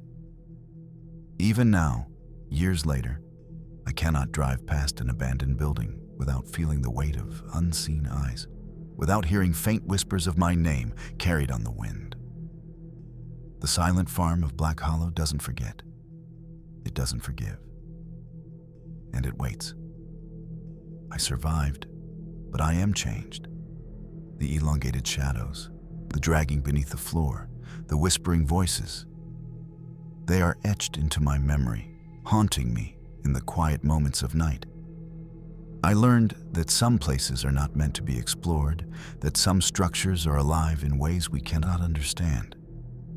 I escaped the barn, but the farm has left a piece of itself inside me, a lingering presence that will follow me for the rest of my life. My name is Ethan Walker, and this happened during a solo road trip through rural Alberta. I had been driving for hours on the lonely Highway 37, a stretch locals called Ghost Pines because of the dense forests on either side and the strange disappearances over the years. I didn't believe in ghost stories, or at least I didn't until that night. It was late, the moon obscured by thick clouds, and my headlights barely cut through the darkness. The road was empty except for the occasional rustling of trees in the wind. I had just passed a small, abandoned rest stop when I noticed a figure standing on the side of the road. A woman, pale and drenched in what looked like rain or blood, I couldn't tell. She raised her hand, silently signaling me to stop. Against my better judgment, I pulled over. The engine barely died before she disappeared, leaving behind only the faintest imprint in the gravel. I told myself I had imagined it. But then the radio flickered, static filling the cabin with whispers that sounded like voices calling my name. Ethan, come closer. Shivers ran down my spine. I looked into the rearview mirror, expecting to see the figure behind my car. But the road was empty. Yet the feeling of being watched pressed against me, thick and suffocating. I realized that this highway was different. It wasn't just isolated. It was aware, alive, and waiting. I gripped the steering wheel tightly, heart hammering, trying to convince myself that it was just my imagination. The forest on either side seemed to close in, shadows stretching unnaturally toward the car, the trees leaning as if to peer into the windows. The road ahead twisted unexpectedly, as if it had shifted while I wasn't looking. The radio sputtered again, a low, distorted static, and within it, I could make out the faintest whisper. Ethan, follow. The light. I hesitated, fear battling curiosity. My pulse quickened as I noticed a faint glow in the distance, drifting along the highway like a lantern bobbing in the dark. Against every instinct, I drove toward it, my headlights cutting through the dense fog creeping across the asphalt. As I approached, the figure appeared again, pale, drenched, standing in the middle of the road, beckoning me forward. I swerved instinctively, heart racing. But the moment I tried to stop, the trees seemed to shift, blocking the side roads. It was as if the highway itself was alive, corralling me toward the figure, toward whatever waited ahead. Then the headlights flickered violently, and I saw movement in the shadows along the tree line, dozens of pale, distorted faces watching me, unblinking, patient, and deliberate. The whispers grew louder, overlapping into a chorus of voices, calling my name, pressing into my mind. Ethan, come. Closer. I realized with cold certainty that the highway was not just a road. It was a trap, alive, sentient, and it had me exactly where it wanted. I gripped the wheel tighter, knuckles white, heart pounding. The glow ahead flickered and shifted, like it had a mind of its own, guiding me deeper into the dense forest along the highway. The trees bent unnaturally toward the car, their skeletal branches scratching at the windows. The radio hissed, voices now overlapping with distorted urgency. Ethan, don't stop. Follow. A sudden movement on the side of the road made me swerve slightly. Another figure, identical to the first, pale and dripping, beckoning silently. I slammed the brakes, and my headlights illuminated the road ahead for a brief second. The pavement seemed to stretch endlessly, the lines fading into darkness, twisting like a living entity. I realized the highway itself had changed. The familiar markers, mileposts, and turns were gone. The forest seemed alive, breathing, shifting, and guiding me. Every instinct screamed to turn around.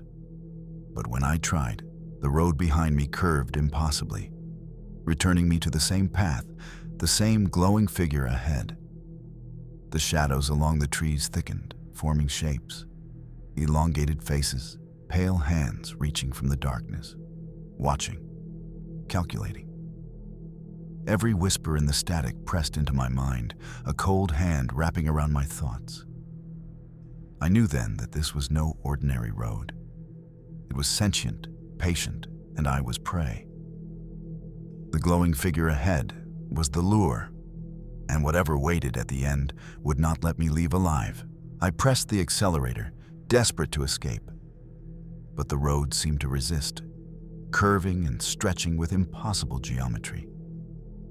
The glowing figure drifted ahead, always just out of reach, beckoning me onward. Shadows along the tree line twisted unnaturally, forming humanoid shapes that seemed to glide silently beside the car. The whispering in the radio became almost deafening, overlapping with distorted, childlike giggles that echoed inside my skull. Ethan, closer, closer. Panic surged, and I tried to turn around, but the highway had vanished behind me. The familiar markers, the rest stop I had passed earlier, all gone. It was as if the forest itself had swallowed the world behind me, leaving only the road ahead, the glow, and the watching shadows. I realized I wasn't driving toward anything real. I was being funneled, guided by the sentience of the highway itself, toward a trap meticulously designed to ensnare me. My mind raced, searching for any flaw, any weakness, any escape route. But there was none. The trees whispered, shadows stretched, the pale figure glowed, and the air felt impossibly cold, thick with malice. I had become a part of the highway now, a prey carefully observed, every movement monitored, every fear amplified.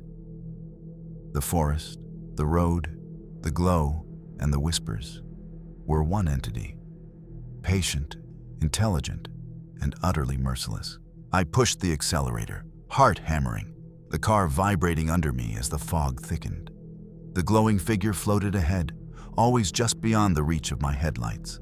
Shadows along the forest edges rippled unnaturally, elongated limbs bending at impossible angles, pale faces watching silently. The road beneath me seemed alive, undulating, subtly shifting to guide me toward the figure. The radio hissed violently, and amidst the static, the whispers became urgent, overlapping into a chorus that rattled my nerves. Ethan, closer, closer, don't turn.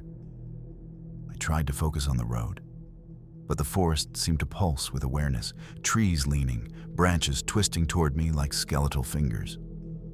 The glow ahead flickered, revealing glimpses of the pale woman's face, eyes hollow, staring straight into my soul.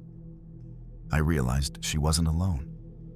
Shapes moved behind her, shadowy figures flitting between trees, stretching unnaturally, tracking every movement I made.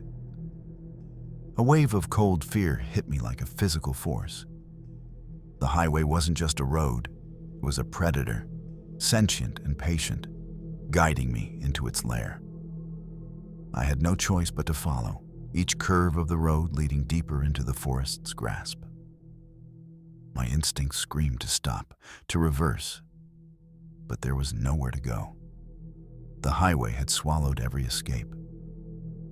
I knew I was being hunted, and the longer I drove, the closer it got. Panic surged as the glow ahead intensified, brighter, almost blinding. The shadows along the roadside thickened, writhing as if alive, stretching toward my car. Faces emerged briefly from the darkness, elongated, pale, unblinking, watching every movement. I realized the highway had a will of its own, guiding me into a trap meticulously designed to ensnare anyone foolish enough to stray here. The whispers became louder, more insistent, echoing inside my skull. Ethan, don't leave. Stay forever. I slammed my hands on the steering wheel, trying to navigate, but the road twisted impossibly.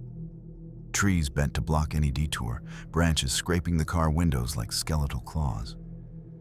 The fog thickened, reducing visibility to mere feet, and the glowing figure drifted ahead with an almost predatory patience, never rushing, always waiting for me to approach. I glimpsed shadows moving in impossible ways, creatures with limbs bending at unnatural angles, pale faces appearing and disappearing in the fog. My mind raced, searching desperately for logic, for an escape, but the highway had none to offer. It was alive, it was aware, and it was guiding me deeper, into a place from which I might never return. Every instinct screamed to run, to resist, but the sentient highway pressed against me, patient, deliberate, unrelenting. I had entered a predator's domain, and the chase had only just begun. The road twisted again, impossibly long and unfamiliar. Yet I had the terrifying sense that every bend was designed, orchestrated, to trap me. The glowing figure floated ahead, still silent, still beckoning, while the fog thickened like a living wall. Shadows in the trees stretched unnaturally, bending and curling as though reaching for me, their pale faces unblinking, unyielding. The whispers in the radio overlapped into a cacophony, voices of the lost echoing through my mind. Ethan, closer, forever, never leave.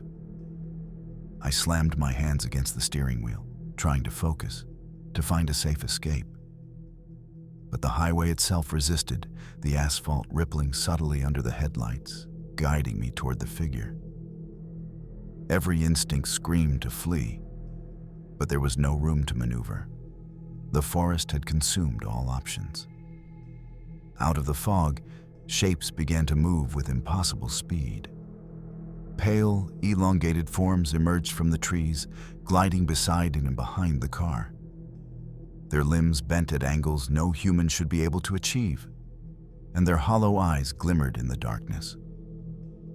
The highway had become a hunting ground, and I was the prey. I realized with sinking horror that the glowing figure was a lure.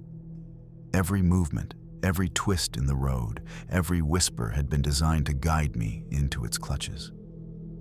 Resistance seemed impossible, yet I couldn't stop trying. I pressed the accelerator harder, my pulse a thunder in my ears.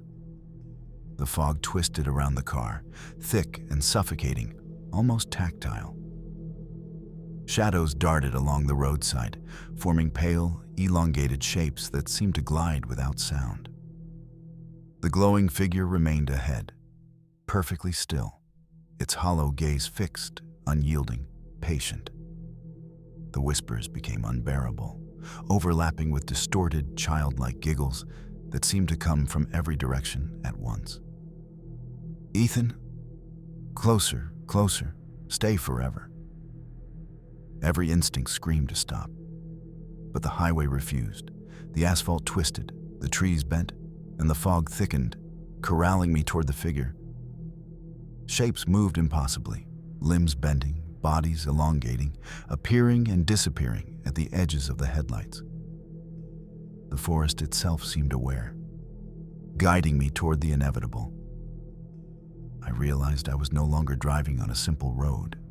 The highway was alive, patient, sentient, a predator hunting with meticulous precision. Every turn, every shadow, every whisper had been orchestrated to terrify me, to manipulate me, to ensnare me. My hands shook on the steering wheel, my eyes wide with fear. There was no escape, only the relentless pursuit, the glowing lure ahead, and the sentient darkness pressing from every side.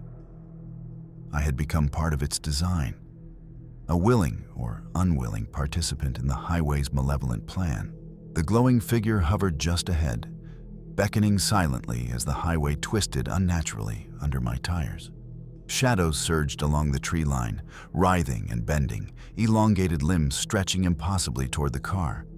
The whispering chorus in the radio reached a deafening pitch, overlapping with distorted, childlike laughter. "Ethan, closer, forever, stay." I slammed my hands on the wheel, eyes wide, heart hammering, but the road refused to let me turn back. The forest pressed in from every side, branches scratching the windows, shadows crawling along the asphalt. Every instinct screamed to stop, but there was no way off the highway. No escape, only the glowing figure and the sentient darkness surrounding me. Then, in a brief flash of headlights, I saw them. Dozens of pale, elongated faces, staring, unblinking, emerging from the fog and trees. Their limbs bent at impossible angles, gliding silently alongside me, anticipating every move. The highway was alive, aware, orchestrating my every turn, every hesitation, every heartbeat. Summoning every ounce of courage, I drove faster, praying the figure ahead would lead me somewhere, anywhere, safe. My headlights flickered, revealing glimpses of twisted shapes and faces in the fog. And for a moment, I realized that if I stopped, I would be claimed. The chase had reached its terrifying crescendo. I was caught between the glowing lure and the sentient forest, racing for survival against a predator that had no form, only will and patience. Suddenly, the glow ahead brightened, blinding in the fog, and the shadows recoiled slightly. I realized this was my chance, or my final trap. I aimed the car toward the figure, racing faster than I thought possible, the tires gripping the asphalt as the fog swirled around me. The pale figure remained perfectly still, beckoning me forward, while the elongated shapes lurked in the tree line, watching, waiting. The whispers in the radio twisted into a single urgent command. "Ethan, enter. Stay forever." With a surge of adrenaline, I drove past the figure, into the heart of the fog. The world seemed to bend and twist around me, the road stretching impossibly, the trees forming walls, shadows dancing at the edge of perception. For a moment, I feared I had entered the highway's true lair, a place from which no one returned. Then, suddenly, the fog thinned. The tree line receded, the shadows disappeared, and the glowing figure vanished. The road ahead became normal, familiar asphalt stretching toward the next town. My hands shook, breath ragged, and I realized I had survived. But the sense of awareness, the sentience of the highway, it lingered in my mind. I never returned to that road. The vanishing highway of ghost pines waits patiently, silently, sentient and merciless. And I know it will claim another traveler when the time is right. My name is Peter Dawson, and this happened during a late-night road trip through rural Alberta. I had been driving for hours when I decided to stop at a small, isolated motel on the outskirts of Maple Ridge. The place looked abandoned at first glance. Faded paint, flickering neon sign, and a parking lot empty except for my car. But the feeling in the air was thick, almost suffocating. And I immediately sensed that this was no ordinary motel. The clerk at the front desk was a pale, elderly man who barely spoke. He handed me a key to room 7, his eyes lingering on me just a little too long, as if measuring me, judging me. The hallway was dimly lit, carpet fraying at the edges, and the air smelled stale, mixed with something metallic I couldn't identify. I laughed nervously to myself. Old buildings always had quirks, right? But the moment I stepped into the room, the temperature dropped sharply. The air became heavy, almost viscous, pressing against my chest. Shadows stretched along the walls, though there was only a single lamp casting a weak, flickering light. And then I heard it. A faint whisper, almost imperceptible at first, coming from the corner of the room. "Peter, stay." I froze, heart racing. The sound wasn't outside. It wasn't the wind. It was inside the room, and it knew my name.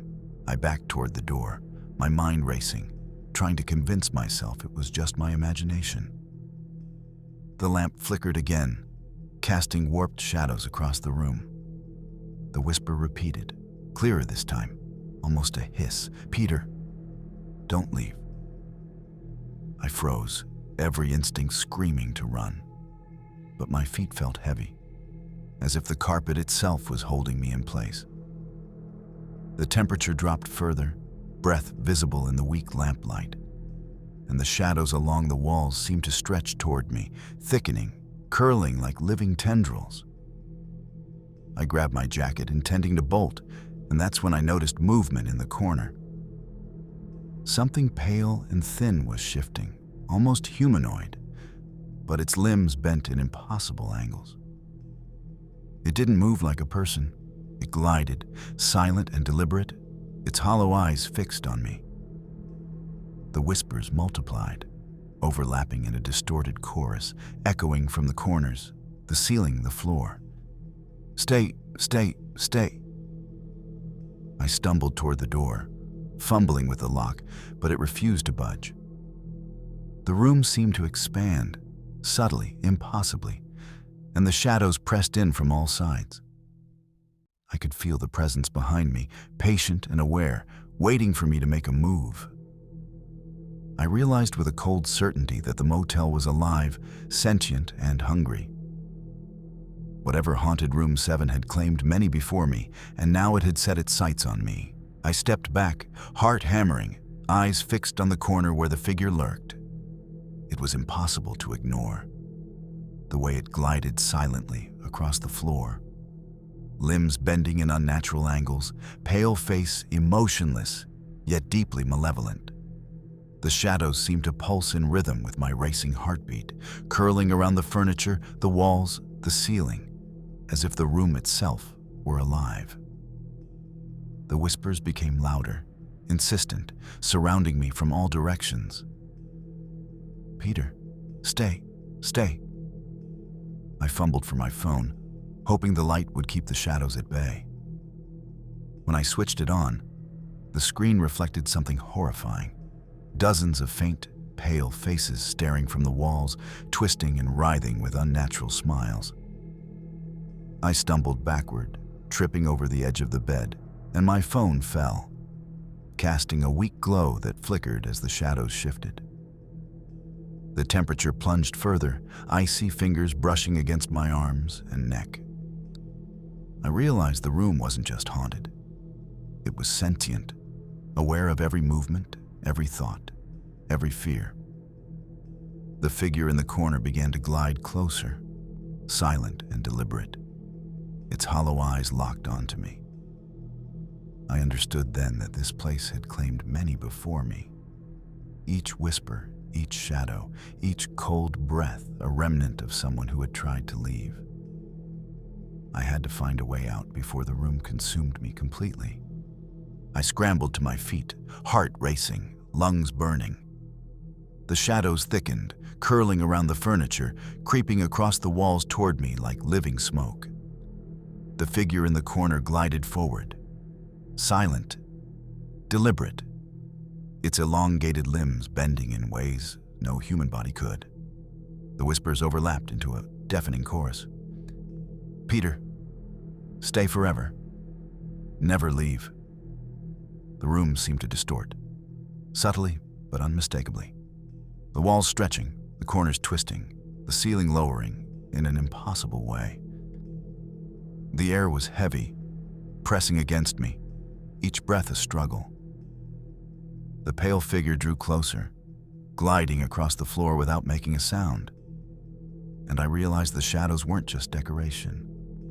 They were extensions of the entity, reaching for me, testing me, preparing to consume. I ran for the door again, fumbling with the lock, but it refused to budge. The lamp flickered violently, casting grotesque shadows that danced across the walls, forming dozens of pale, twisted faces staring at me, their hollow eyes filled with silent malice. I understood in that instant. The motel, room 7, and the entity within were alive, aware, and patient. They didn't need to rush. They didn't need to chase.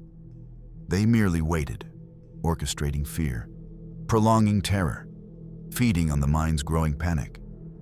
I had become their next target, trapped in a place that defied the laws of reality, a room that would not let me leave. I backed into the corner of the room, heart hammering, my hands trembling as I searched desperately for anything to defend myself.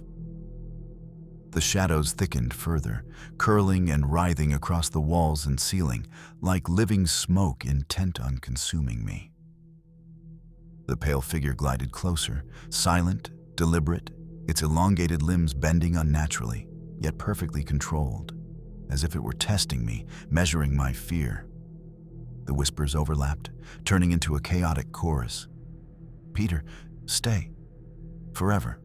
Never leave." I grabbed the chair beside me, swinging it toward the figure, hoping the motion would disrupt it. The moment it passed through, the figure merely glided around it, untouched, unharmed, its hollow gaze fixed on me. Panic surged. Nothing in this room obeyed the rules of reality. The shadows, the figure, the walls, they all moved with purpose, a sentient design aimed solely at terrifying me. The temperature dropped sharply, my breath visible in the lamplight, and I realized the air itself was alive with the entity's presence. Every instinct screamed to flee, but there was no escape. The door refused to budge, the windows opaque with darkness, and the figure advancing with patient inevitability. I understood then. I was trapped in a predator's lair, a place that had claimed many before me. Room 7 didn't just haunt, it ensnared, it manipulated, and it thrived on the terror of its victims. Desperation overtook fear as I tried every corner, every window, every inch of the room. The shadows had begun to crawl toward me, stretching like living smoke, encroaching from the walls, the ceiling, the floor. The figure in the corner glided closer, perfectly silent, its hollow eyes unblinking, measuring me, anticipating my next move. The whispers became a deafening chorus, twisting into a command. "Peter, stay, forever." I swung the chair again, but it passed through harmlessly. The lamp flickered violently, casting grotesque, shifting shadows across the walls. Faces, dozens of pale, distorted faces, emerged from the darkness, watching me. their hollow eyes following every movement. I realized that these were not mere illusions. They were fragments of the entity, extensions of its awareness, feeding on my terror. The room itself shifted subtly, impossibly, the walls bending, the ceiling lowering, the corners twisting. It was alive, patient, sentient, a predator orchestrating fear with meticulous precision. I ran toward the door again, slamming my hands on the lock, but it remained fixed. The figure drifted closer, unhurried, knowing it had all the time in the world. I understood in a cold, sinking certainty.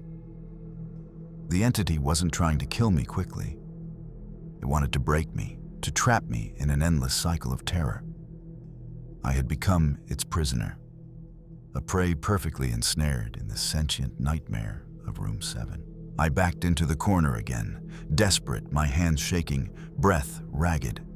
The shadows now moved with purpose, thickening and curling across the walls and ceiling, reaching for me with ghostly, elongated fingers.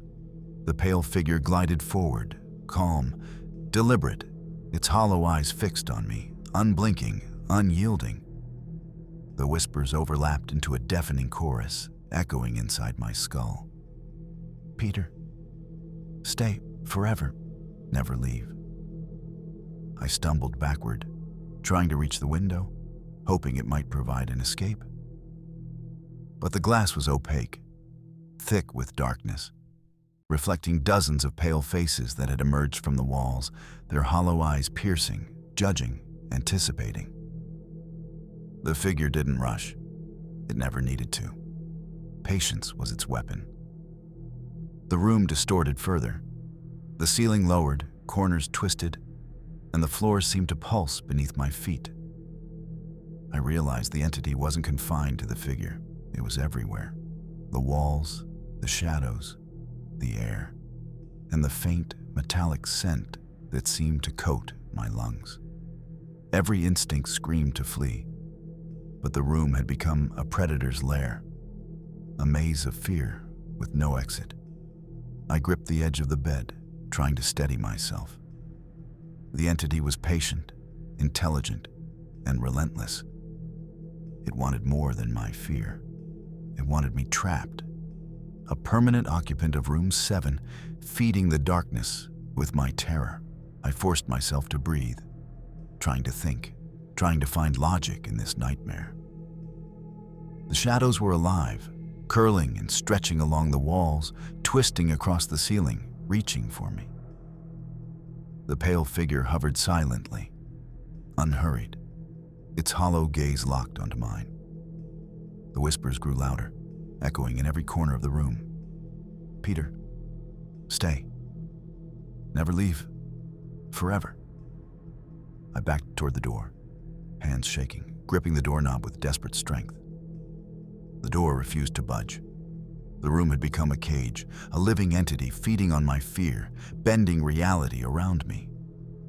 Faces emerged from the walls, dozens of pale, twisted expressions, watching me, silently judging, silently waiting. I realized the entity didn't need to rush or attack. Its patience was its weapon. The air was thick with malice, almost viscous, pressing against me. The shadows began to move in unison with the figure, flowing like smoke, gliding along the floor, along the walls, approaching from all directions. I gripped the edge of the bed, the only barrier between me and the encroaching darkness. My mind screamed for a solution, for escape, for sanity. But the room refused to obey the laws of reality. Room 7 was alive, sentient, patient, and utterly relentless. I was trapped, and the entity was preparing to claim me fully, to fold me into its eternal nightmare. I knew I had only moments to act. The shadows had thickened into a suffocating mass, curling along the walls, ceiling, and floor. The pale figure glided forward, its hollow eyes fixed on me, patient, deliberate, unhurried. The whispers became a deafening chorus, filling the room from every corner. Peter, Stay forever. Never leave. I slammed my hands against the door with all my strength, but it wouldn't budge. The room had become a trap, every movement I made anticipated by the entity. Faces emerged from the shadows, dozens of pale, twisted expressions, hollow eyes glimmering with malevolent intelligence. Desperation overtook fear, and I lunged for the window. The glass was impossibly thick, but I slammed my shoulder against it repeatedly. The shadows surged, pressing closer, reaching for me, their cold touch brushing against my skin. The pale figure stopped a few feet away, hovering silently, its elongated limbs bending impossibly. For a moment, time seemed to stretch. I realized the entity's patience was its power. It didn't need to kill. It only needed to terrify, to trap, to claim the mind and soul of its victim. I gritted my teeth, trying one final strategy, anything to escape the room's relentless grasp. Every second was a battle against the entity's calculated patience. Suddenly, a sliver of light cut through the room. The door creaked open just enough for me to squeeze through. The shadows recoiled, the figure halted, and the whispers became distant, fading. I stumbled into the motel hallway, breath ragged, heart hammering, adrenaline surging. The hallway seemed normal now, the oppressive atmosphere lifting slightly, but the memory of the entity lingered, thick in the air. I ran toward the exit, glancing back to see the figure standing silently at the doorway of room 7, motionless yet radiating menace. The shadows remained, faint and writhing along the walls, as if marking me, leaving a lingering warning. Outside, the night air was sharp and cold, a relief I hadn't realized I craved. I never looked back at the Maple Ridge Motel again. Room 7 was alive, sentient, and patient. A predator waiting for its next victim. The pale figure, the shadows, the whispers, they all existed beyond logic, beyond explanation, feeding on fear, anticipation, and the human mind's frailty. To this day, I avoid motels on isolated highways, but I can still hear the faint whispers in my dreams, calling my name, reminding me that the entity of room 7 waits, patient and relentless, in the darkness of Maple Ridge. I survived, but I will never be free of its presence in my mind.